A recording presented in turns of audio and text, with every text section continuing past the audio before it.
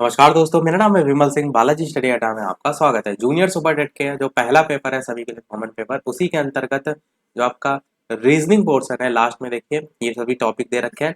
इसी में ही आज हम टॉपिक आपको कराएंगे क्लासिफिकेशन, जिसे हम कहते हैं हिंदी में वर्गीकरण।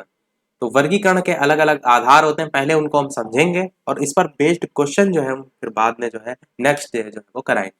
तो समझते हुए चलते हैं। सबसे पहले वर्गीकरण में शब्द वर्गीकरण पर आधारित प्रश्न आते हैं। यानी 4 शब्द लिखे होंगे, आपको उसमें से भिन्न छांटना होगा कि कौन सा जो है वो भिन्न है। जैसे पहला देखिए, सांस लेना, तैरना, खेलना, पढ़ना, इस टाइप से 4 लिखे हुए हैं। अब आप ये खुद सोचिए, इन चारों में अलग कौन सा है। तैरना, खेलना, पढ़ना, ये सब क्या है? ये सब क्रियाएं हैं, नॉर्मल क्रियाएं हैं। पर सांस लेना क्या है? इन चारों में से अलग है। अगर वो ना हो तो हमारा पूरा जीवन रुक जाएगा, तो हमारे लिए आवश्यक है। तो सांस लेना क्या है? एक प्रक्रिया है जो ऑक्सीजन को हमारे शरीर के अंदर ले जाती है और कार्बन डाइऑक्साइड को बाहर निकालती है। जबकि खेलना, तैरना, पढ़ना, ये सब नॉर्मल क्रियाएं हैं। तो इस आधार पर आपने चारों में से इसको अलग किया, बस यही होता है आपका वर्गीकरण। तो आपका ए वाला यहाँ पर आंसर जो है वो हो जाएगा। कैसे? यहाँ पर ये 4 पॉइंट लिखे हुए हैं, वर्ड लिखे हुए हैं, ऐसे ही आपको यहाँ पर लेटर देखने को मिलते हैं, ऐसे ही यहाँ पर आपको नंबर लिखे देखने को मिलते हैं। आपको पहचानना होता है कि किस आधार पर हम उसको अलग करें। और भी एग्जांपल देखते हैं, जैसे इसी शब्द के ही आधार पर, तो सेब, संतरा, आलू और अमरूद। अब बताइए इन चारों में अलग कौन सा है? सेब, संतरा, आलू और अमरूद। अब इनमें से आप सोचिए कि किस आधार पर इन चारों को अलग करेंगे। तो आप क्या कहेंगे? आलू आपका जो है बिल्कुल सही होगा। क्यों? क्योंकि बाकी सभी आपके फलों की श्रेणी में आएंगे। संतरा हो गया, सेब हो गया, अमरूद हो गया, पर आलू जो है आपकी एक सब्जी आती है, सब्जी के अंतर्गत आता है, तो आसानी से आप इसे अलग कर सकते हैं। तो ये आलू आपका आंसर जो है यहाँ पर हो जाएगा। अगला देखिए, वर्ष, दिन, महीना और कैलेंडर, चारों में आपको अलग छांटना है। अब बताइए वर्ष, दिन, महीना और कैलेंडर में कौन सा जो है वो अलग होगा। हर क्वेश्चन के लिए लगभग 5 से 10 सेकंड में आपको सोचने का अवसर दे रहा हूँ। सोचते भी चलिए ताकि रिवाइज भी होते चले। आंसर की बात करते हैं तो आप क्या कहेंगे? कैलेंडर यहाँ पर आपका अलग होगा, क्योंकि कैलेंडर के अंदर ये सारी चीजें आती है ना। वर्ष भी इसी के अंदर आता है, दिन भी इसी के अंदर आता है, महीना भी इसी के अंदर आता है। तो अलग क्या है इन चारों में? कैलेंडर आपका अलग है। डी वाला आपका ऑप्शन यहाँ पर सही हो जाएगा। अगला देखते हैं, चलिए। अब अभी तक शब्द पर आधारित वर्गीकरण देखा, अब अक्षर पर आधारित वर्गीकरण देखते हैं। अक्षर पर आधारित वर्गीकरण में भी सेम यही है कि आपको किस प्रकार से 4 अक्षर अलग हैं वो जो है वो छांटना होगा। जैसे एक एग्जाम्पल के तौर पर देखें तो MNOP, 4 ये दे रखे हैं। कौन कौन से हैं?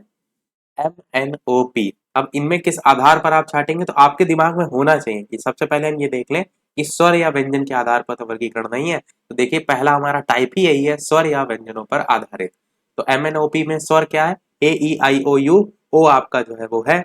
बाकी MNP तीनों यहाँ से आपके अलग हो जाएंगे। तो ओ वाला आंसर जो है आपका सही हो जाएगा कि MN और P जो है वो व्यंजन है, जबकि ओ जो है वो स्वर होता है। 5 होते हैं स्वर, A E I O U। तो ये देखिए ओ यहाँ पर जो है वो आया था। अगला देखते हैं, A Q R और S आपको विषम छांटना है। अभी हमने देखा कि सबसे पहले आपको क्या देखना है कि यहाँ पर स्वर या व्यंजन का तो नहीं है। तो आप देखेंगे, आप A E I O में ए दे रखा है, ठीक है। Q R S, अब ए तो यहाँ पर अलग हो रहा है, पर कुछ और भी आधार है क्या? तो यहाँ पर जो दूसरा पॉइंट है वो है आकृति और आकार पर आधारित। अब आकृति और आकार पर आधारित अगर देखेंगे तो Q जो है वो इस टाइप से आकृति इसकी गोल करके है। आर में भी आप देखेंगे तो इस टाइप से राउंड करके घूमी हुई है। एस में भी देखेंगे तो इस टाइप से राउंड करके घूमी हुई है। पर ए वाली जो आकृति है वो आपकी इस प्रकार से नहीं है, क्योंकि सभी अक्षर इसमें वक्र और सीधी रेखाओं में बने हुए हैं, जबकि ए केवल सीधी रेखाओं से बना हुआ है। तो आंसर वाला आपका पहला वाला ही ए जो है वो सही हो जाएगा।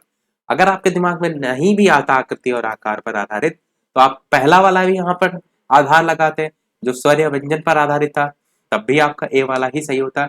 A E I O U में केवल ए ही यहाँ पर जो है वो आ रहा है, बाकी कोई आ भी नहीं रहा है। कई बार क्या होता है ना कि 2 स्वर दे दिए जाते हैं। हम जैसे यहाँ ऑप्शन में ए भी होता और बाई चांस ई भी होता, तब आप किस आधार पर छांटते? तब आप देखते हैं सेकंड आधार कि क्या आकृति और आकार पर तो नहीं यहाँ पर बेस्ड क्वेश्चन पूछा गया है। तो आप समझ गए होंगे ए वाला हो जाएगा। तीसरा देखते हैं इसी के अंतर्गत, LPEVJQMN। अब यहाँ पर क्या आधार है?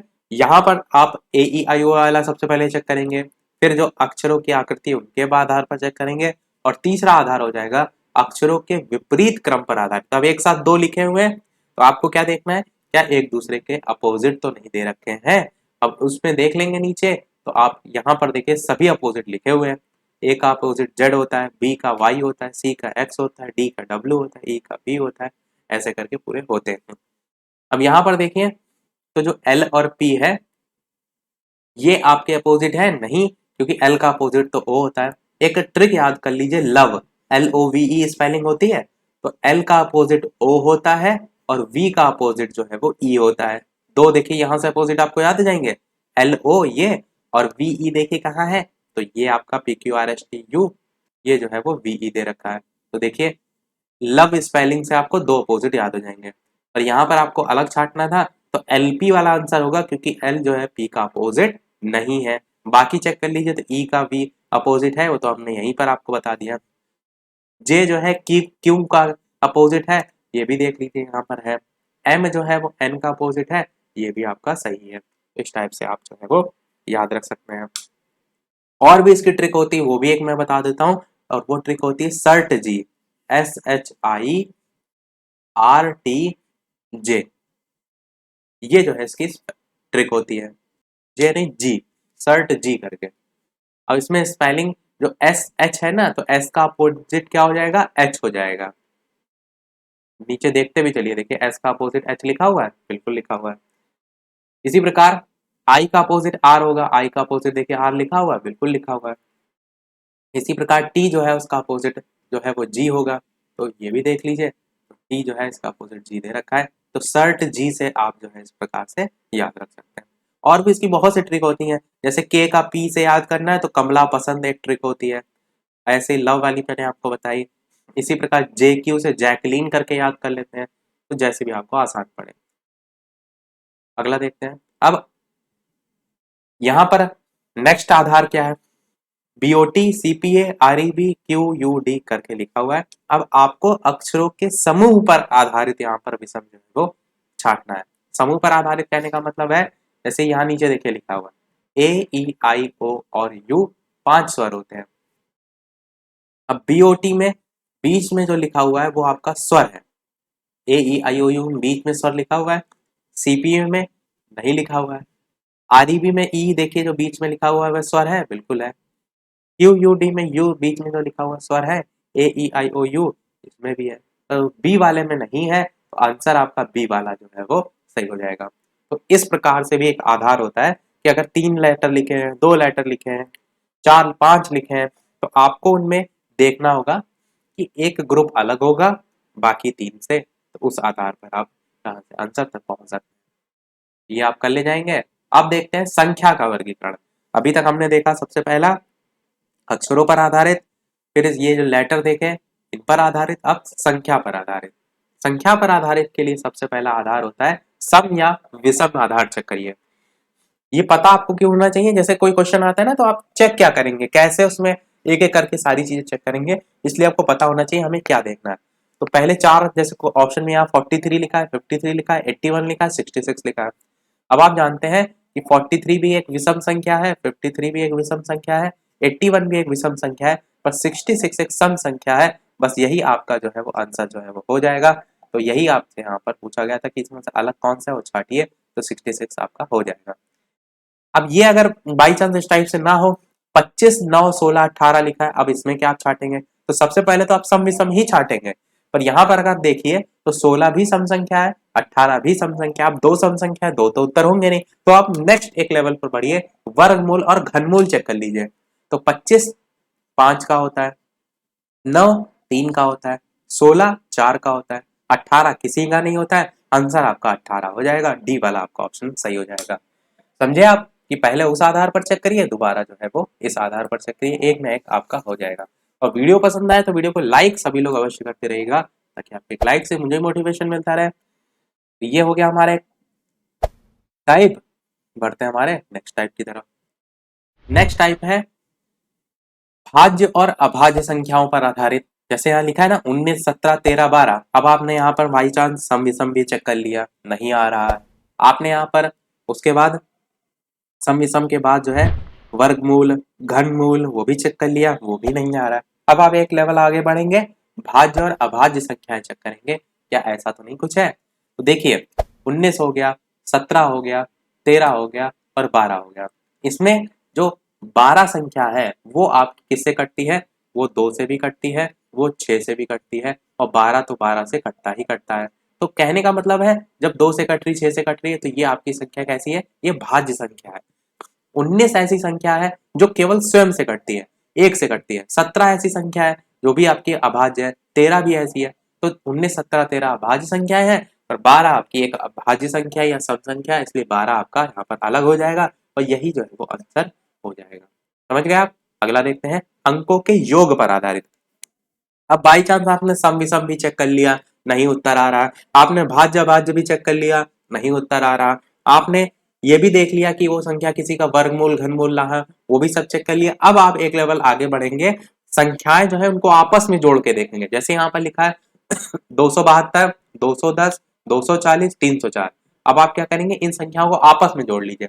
जैसे 272 है, इनको आप आपस में जोड़ेंगे तो 7, 8, 9, 10, 11 आ रहा है। यहाँ पर देखिए तो 2, 1, 3 आ रहा है। यहाँ पर देखिए तो 4, 2, 6 आ रहा है और यहाँ पर देखिए तो 4, 3, 7 आ रहा है। तो केवल जोड़ने से नहीं हो रहा है, कुछ इसमें घटाएंगे भी साथ में। तो यहाँ पर देखिए अलग अलग नीचे आधार बताया गया है। यहाँ पर तो वैसे इन्होंने जोड़ के ही बताया है। देखिए 2, 7, 2, 2, 1, 0, 2, 4, 0, 3, 0, 4। तो 11, 3, 6, 7 से आप क्या समझ रहे हैं, इस चीज को देखिए। यानी कि जोड़ने पर जो संख्या आ रही है, अब उसमें आप देख लीजिए कि जो 6 ऐसी संख्या है जो कि आपकी एक भाज्य संख्या आ रही है। 6 कट जाती है, 2 से भी कट जाती है, 3 से भी कट जाती है, पर 11, 3 और 7 अलग आ रहा है। तो इस आधार पर, उस आधार पर आप यहाँ पर जो ये है 240 वाली संख्या, इसको जो है वो अलग कर सकते हैं। तो सी वाला आपका आंसर जो है वो हो जाएगा। नीचे देखिए लिखा भी हुआ है वही सारी चीजें। आधार आप मेन समझ गए, संख्याओं को जोड़ना है। कई बार क्या होता है, खाली जोड़ने से काम ना चले तो उसमें कुछ और छोटा बहुत घटाना भी होता है। तो यही था हमारा ओवरऑल टॉपिक। अब मेन इस पर डिपेंड है कितनी अच्छे से अच्छी आप प्रैक्टिस करते हैं। हम क्या करते हैं, इस पर आधारित जो प्रश्न है नेक्स्ट वाले वीडियो में जो है वो कराएंगे। और उससे पहले, वीडियो को समाप्त करने से पहले 2 प्रश्न हम आपसे भी पूछेंगे कि कितना कुछ आपने पढ़ा है। अवश्य जो है वो वीडियो के मेन कमेंट में बताइएगा। वीडियो अभी तक आपने लाइक ना किया हो, सभी लोग लाइक कर दीजिएगा। चैनल बनाए हो सब्सक्राइब करके जुड़ जाएगा। टेलीग्राम चैनल से ना जुड़े हो, लिंक आपको डिस्क्रिप्शन में मिल जाएगी, सर्च करके भी जुड़ सकते हैं। तो ये आपका पहला प्रश्न है, जुलाई, अगस्त, सितंबर, अक्टूबर, इनमें से कौन सा भिन्न होगा, ये आपको छांटना है। तो इसका आंसर वीडियो के मेन कमेंट में टाइप करके जो है वो बताइएगा। और एक और क्वेश्चन हम दे रहे हैं, 2 क्वेश्चन दे रहे हैं। दूसरा क्वेश्चन है Manipur option A, Kohima option B, Sikkim option C और मिजोरम ऑप्शन डी। तो दोनों के क्या क्या आंसर होंगे, किस आधार पर अलग किया गया, खुद से सोचिए, दिमाग लगाइए। नेक्स्ट वाले वीडियो में यानी कि इसके बाद जो है हम इस पर बेस्ड लगभग 30-35 प्रश्न जो है आपको कराएंगे और उसमें प्रैक्टिस भी आपकी हो जाएगी। तब तक आप चाहें तो अलग से प्रश्नों की प्रैक्टिस जो है वो कर सकते हैं। तो सभी लोग अपना आंसर वीडियो के मेन कमेंट में अवश्य बताइएगा। आज के में इतना ही रखते हैं, फिर मिलते हैं अगले वीडियो में। लाइव टाइमिंग दोपहर के 3 बजे, शाम के 8 बजे लाइव आकर भी वीडियो आप देख सकते हैं। मिलते हैं अगले वीडियो में एक नए टॉपिक के साथ। तब तक नमस्कार, थैंक यू फॉर वॉचिंग।